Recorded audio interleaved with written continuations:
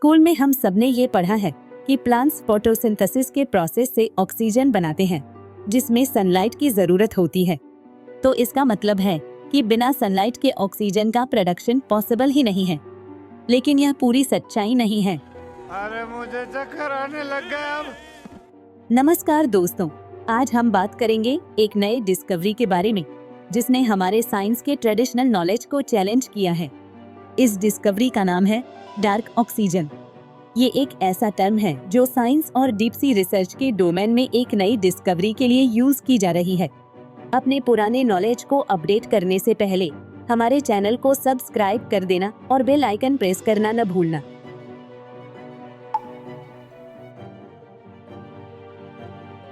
इस वीडियो को हम 2 पार्ट में समझेंगे, जिसके पहले पार्ट में हम डार्क ऑक्सीजन के कॉन्सेप्ट को समझेंगे और दूसरे पार्ट में एक ऐसे एनवायरमेंटल कंसर्न और उसके सॉल्यूशन को डिस्कस करेंगे जो इस डिस्कवरी से जुड़ा हुआ है। अरे मजाक कर रहा था यार, मुझे पता तुम लोगों को सब कुछ पता, तुम बहुत ही ज्यादा सुपर इंटेलिजेंट, अल्ट्रा इंटेलिजेंट। भाई डीप सी में ऑक्सीजन के बारे में पहले यह माना जाता था कि यह सिर्फ कंज्यूम होता है।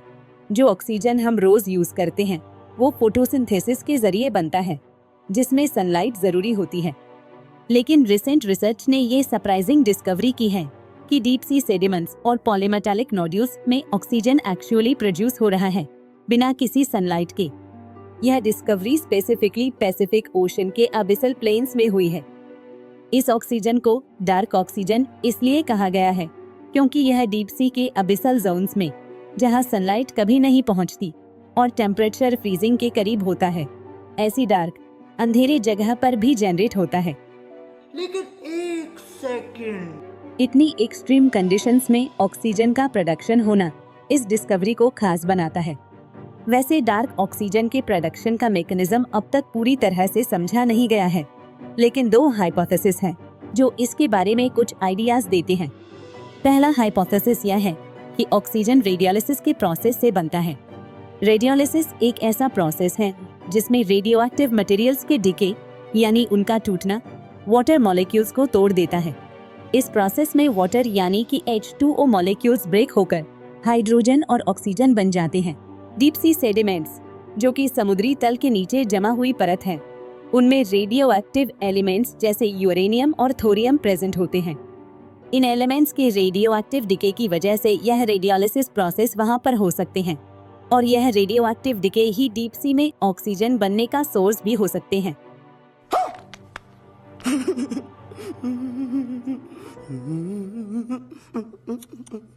दूसरा हाइपोथेसिस यह है कि ऑक्सीजन डीप सी के इलेक्ट्रोकेमिकल रिएक्शन से बनता है। इस हाइपोथेसिस के अनुसार डीप सी के पॉलीमेटालिक नोड्यूल्स और सेडिमेंट्स एक नेचुरल जियो बैटरी की तरह काम करते हैं। पॉलीमेटालिक नोड्यूल्स समुद्री तल के नीचे मेटेलिक मिनरल्स के गठन को कहा जाता है और ये मैंगनीज, आयरन और निकल जैसे मेटल्स से बने होते हैं।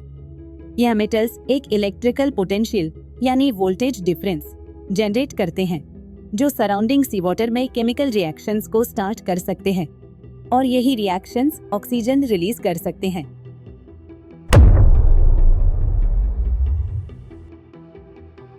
आसान भाषा में कहें तो जियो बैटरी एक ऐसे इलेक्ट्रोकेमिकल सिस्टम की तरह काम करता है जिसमें एनर्जी का सोर्स एक केमिकल रिएक्शन या ग्रेडियंट होता है। ये सिस्टम एक बैटरी की तरह केमिकल एनर्जी को इलेक्ट्रिकल एनर्जी में बदल देता है, जो फिर सी वाटर में ऑक्सीजन बनाने में मदद करती है। दोस्तों, इस डिस्कवरी ने डीप सी माइनिंग के इकोलॉजिकल इम्पैक्ट्स को भी समझने में मदद की है। डीप सी माइनिंग के दौरान ओशन फ्लोर से मिनरल्स जैसे पॉलीमेटालिक नोड्यूल्स एक्सट्रैक्ट किए जाते हैं। यह नोड्यूल्स आजकल की ग्लोबल इकोनॉमी के लिए काफी इम्पोर्टेंट हैं, क्योंकि यह मैंगनीज, निकल, कॉपर और कोबाल्ट जैसे मेटल्स से समृद्ध होते हैं, जो मॉडर्न टेक्नोलॉजी, खासकर इलेक्ट्रिक व्हीकल बैटरीज के लिए जरूरी हैं। लेकिन अगर ये माइनिंग अनकंट्रोल्ड होती है तो ये ओशन इकोसिस्टम के बैलेंस को बिगाड़ सकती है और डार्क ऑक्सीजन के प्रोडक्शन को डिसरप्ट कर सकती है। अगर डीप सी माइनिंग के कारण ये नोड्यूल्स हट जाते हैं जो डार्क ऑक्सीजन के फॉर्मेशन में मदद करते हैं, तो ये डीप सी के फ्रेजाइल इकोसिस्टम के लिए हानिकारक हो सकता है।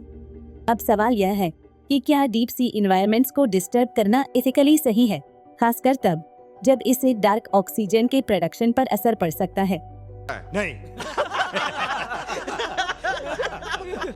इस पर अपनी राय हमें कमेंट सेक्शन में जरूर बताएं। तो चलिए देखते हैं यह सही क्यों नहीं है और साथ ही कुछ सॉल्यूशंस को भी डिस्कस करते हैं। डीप सी में ऑक्सीजन के सोर्सेज का डिस्टरबेंस न सिर्फ मरीन लाइफ बल्कि पूरी ऑक्सीजन साइकिल को भी इम्पैक्ट कर सकता है। अबिसल जोन्स के ऑर्गेनिजम्स कम ऑक्सीजन पर जीने के लिए अडेप्ट हुए हैं। अगर डार्क ऑक्सीजन के प्रोडक्शन में रुकावट आती है तो ये ऑर्गेनिजम्स खतरे में आ सकते हैं। यह इकोसिस्टम्स बहुत डेलिकेट होते हैं और इन्हें समझने के लिए और रिसर्च की जरूरत है। अब देखा जाए तो डीप सी माइनिंग बढ़ रही है, लेकिन इसके इकोलॉजिकल इम्पैक्ट्स अब तक पूरी तरह समझ नहीं आए हैं। अगर माइनिंग से ये प्रोसेस डिसरप्ट होता है तो इसके लॉन्ग टर्म कॉन्सिक्वेंसेस हो सकते हैं। इसलिए रिस्पॉन्सिबल एक्शन लेना अभी से जरूरी है। इसीलिए इंटरनेशनल लेवल पर रेगुलेशंस बनाने की जरूरत है ताकि डीप सी माइनिंग को कंट्रोल में रखा जा सके और इकोलॉजिकल डैमेज को मिनिमाइज किया जा सके। सस्टेनेबिलिटी पर फोकस करना और नेचर को प्रोटेक्ट करने के लिए कदम उठाना बहुत जरूरी है।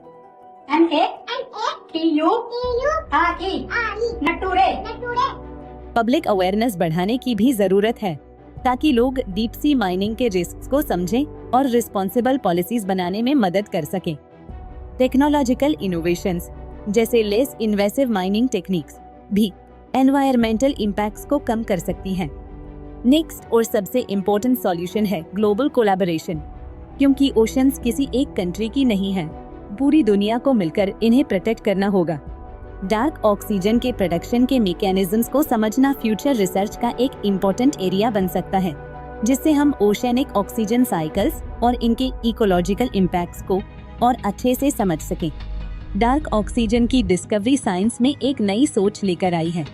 यह न सिर्फ डीप सी इकोसिस्टम्स के लिए इम्पोर्टेंट है, बल्कि यह भी दिखाता है कि हमारे प्लैनेट पर ऐसे प्रोसेसेस भी हो रहे हैं जो अब तक हमें मालूम नहीं थे।